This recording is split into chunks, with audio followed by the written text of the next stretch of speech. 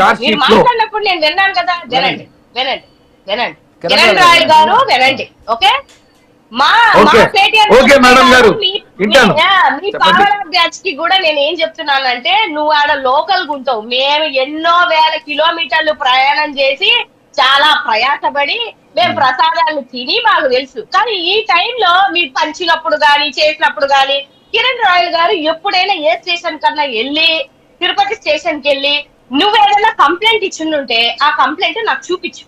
2019 నుంచి 25లో నువ్వు స్వతహాగా స్వయంగా వెళ్ళి, కిరణ్ రాయల్ అన్న నువ్వు స్వతహాగా స్వయంగా వెళ్ళి ఏదన్నా కంప్లైంట్ ఇచ్చింది ఉంటే నాకు ఇప్పుడు అది ఎఫ్ఐఆర్ కాపీ ఏదన్నా ఉంటే సో నేనేమంటున్నా అంటే కంప్లైంట్ ఇచ్చిన కాపీ ఉంది నా దగ్గర, కంప్లైంట్ కాపీ ఉంది పెడుతున్నా, కొరియర్ చేయమంటావా, లైవ్ లో చూపించమంటావా? అన్న చెప్తా విను, ఒక మాట విను. నేను వైజాగ్ అయినా నువ్వు తిరుపతి అయినా మనం హిందువులం, గుర్తుపెట్టుకో. నేను కూడా గుర్తుందా, గుర్తుండేలా మాట్లాడు. తప్పు జరిగింది అని అంటే ఎవడైనా శిక్షక హరుడే. వెంకటేశ్వర స్వామితో పెట్టుకుంటే ఎవరికైనా అనుభవించాల్సిందే. అది నీ పార్టీ, ఆ జ్ఞానం ఉంటే చాలు, ఇంకేం వద్దులేండి. ఆ జ్ఞానం ఉంటే చాలు.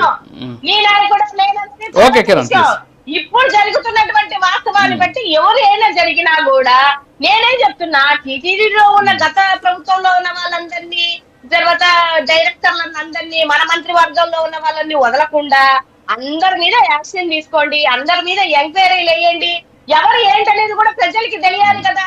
నేను చెప్తుంది ఒకటే, ఇది పవిత్రమైనటువంటి లడ్డు విషయంలో రాజకీయాలు చేస్తే దట్టు వెంకటేశ్వర స్వామి మీద, నేను కూడా వెంకటేశ్వర స్వామికి విపరీతమైన భక్తురాలి కాబట్టి చెప్తున్నా, ఎవరైనా అనుభవించాల్సిందే, అందులో 1% కూడా డౌట్ లేదు.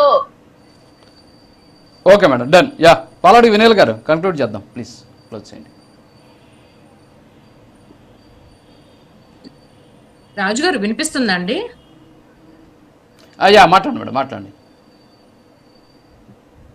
కలియుగ దైవం వెంకటేశ్వర స్వామి ఆగ్రహానికి వాళ్ళు గురయ్యారు కాబట్టే, ఆయన క్షేత్రంలో చేస్తున్న అవినీతిని మొత్తానికి ఆయన గమనిస్తారు కాబట్టి ఆయన ఆగ్రహానికి వాళ్ళు గురయ్యి 151 సీట్ల నుంచి 11 సీట్లకు వచ్చేసారు వైసీపీ వాళ్ళు. మరి అంటే వైసీపీ వాళ్ళు జగన్మోహన్ రెడ్డి గారు కానివ్వండి, సజ్జల గారు కానివ్వండి, ఇప్పుడు అధికార ప్రతినిధులు, కార్యకర్తలు వీళ్ళందరూ చాలా బ్లైండ్ గా మాట్లాడతారు. ఏమనంటే మాకు వచ్చిన నివేదికలో జంతు కొవ్వు కలపలేదు అని చెప్పి అన్నారు కాబట్టి మేము